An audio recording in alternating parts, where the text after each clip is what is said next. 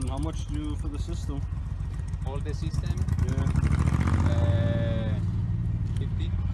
50? 50 if I take everything? Yeah. Because all are included.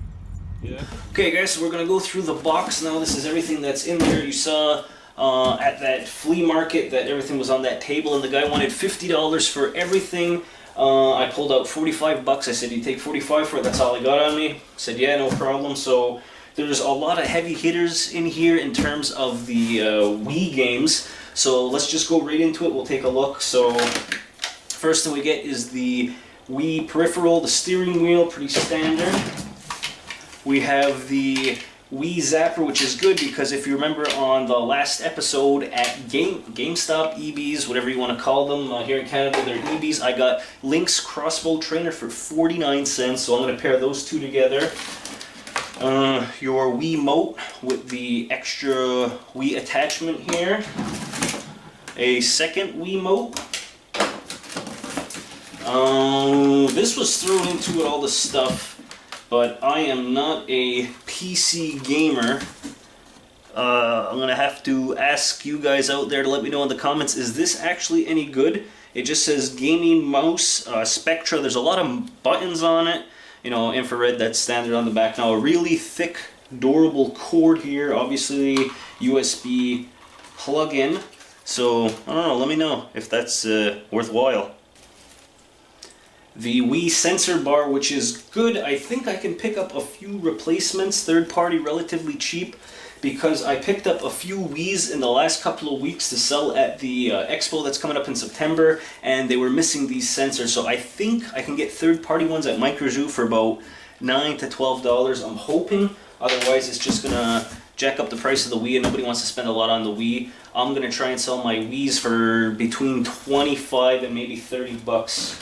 A silver GameCube controller.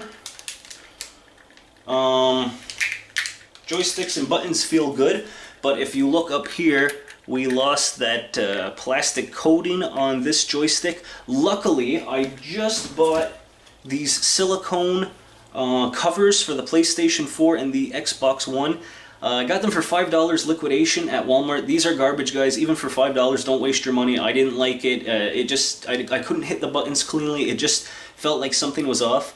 Luckily, they do come with the joystick thumb covers. So fingers crossed that this actually fits. It's compatible, so we'll see if that works. We got another. This one's the black GameCube controller. Everything feels good. Dirty. I'll clean this up, but this one feels good. We've got a nunchuck. Another nunchuck. We have our power and our standard AV cables. This is important to have, makes selling it off easier. We've got a memory card. Excellent.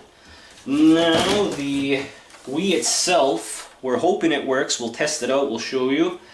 I don't know if there's a game in there. Sometimes you get lucky and there's a game in there. There is an SD card in here, so we'll check if there's any games on this Wii.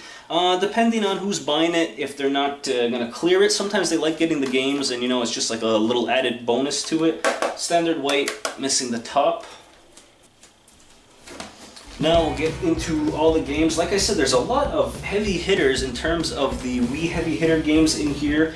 And I already put this up on my Instagram, Snapchat, Facebook pages I like to frequent, and people were pretty excited about the stuff that was in here. And again, everything was 45 bucks, so you know, I'm gonna get like 20-25 off the system already, so I'm starting to recoup my money. So going through the games, we have Twilight Princess, Legend of Zelda, The Last Story, Mario Kart Wii to go with the steering wheel, Dragon Blade, Wrath of Fire. And this is D3 Publisher. I'm not too sure about this game. Again, if you know anything about it, let me know down in the comments.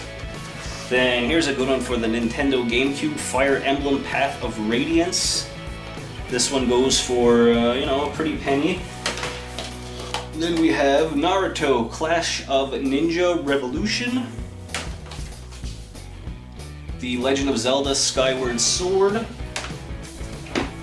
your standard Wii Sports, Super Smash Bros. Brawl, and then we've got a stack of games also in here. So we have Final Fantasy Crystal Chronicles, and this was the game that the guy was talking up the most out of all the games in here. He was telling me how it's such a great series and it's really a sought-after game. So when he started saying that, I thought he was going to move on to the other games and say this one's worth this one and da-da-da-da. But you know, honestly, I can find these in mom and pop stores for like 10 bucks. Trauma Center Second Opinion. I've always wanted to play this game, so I have my chance now. The Legend of Zelda Wind Waker, excellent game, and it's the blacktop label. You know, me personally, it doesn't matter if it's the player's choice or this one, but to some people they want this case. Xenoblade Chronicles. Now this game, you know, still goes for like anywhere from $60 to $80 depending on where you're going. I never saw the appeal of it in terms of spending that much on a Wii game. I'm glad I have it. I'm going to keep this for my collection. This will not be traded out or sold. Wii Play, I'm guessing where this is where the extra motion sensor came from. Can't speak English today. Super Smash Bros. Melee from Nintendo Gamecube. And we're going to go through everything, make sure all the discs are in here. I popped open most of them though at the flea market. Okami, excellent game. I remember this is one of the first Wii games I picked up when the Wii was new. Phantasy Star Online for the Gamecube. This was a really great game. This was one of the first games that I like actively played a lot of online. Fire Emblem Radiant Dawn. Another game that my friends and compatriots on Facebook told me that is pretty sought after and rather expensive. Again, games like this I'm keeping in the collection, so they can be worth $5, they can be worth $100. It's just a really nice game, and I played a little bit of Fire Emblem on Game Boy Advance, and it's enjoyable. And last, Castlevania Judgment. Another game that's, you know, when I see it on the shelves, it's between like $15 and $25, and I just can't justify spending that much on a Wii game. But now that I have it, this is definitely going to stay in my Wii collection. So good news that thumbstick protector does fit on the GameCube. Slightly loose, but a little Gorilla Glue will keep that in there forever. And I can already hear people saying, "Oh, don't ruin it, don't do that, get a replate." Nah, I'm going to use this controller, I'm going to keep it. I'm going to keep it with one of my silver GameCubes. So being like this, it's for functionality, not the way it looks. And you know, this is perfect now. Okay, so the first Wiimote works, the second one doesn't, but I think it's just contact residue, so we should be able to fix it. Now, going into the Wii, we have Naruto 3 in the system. No case, but you always gotta check when you buy a system to see if it's in there. So we got, oh boy, I know it's hard to see, but we got Naruto, Shuriken, Class of Ninja 3. So that disc was inside. And then, let's see if we got anything. Well, it works. I don't see...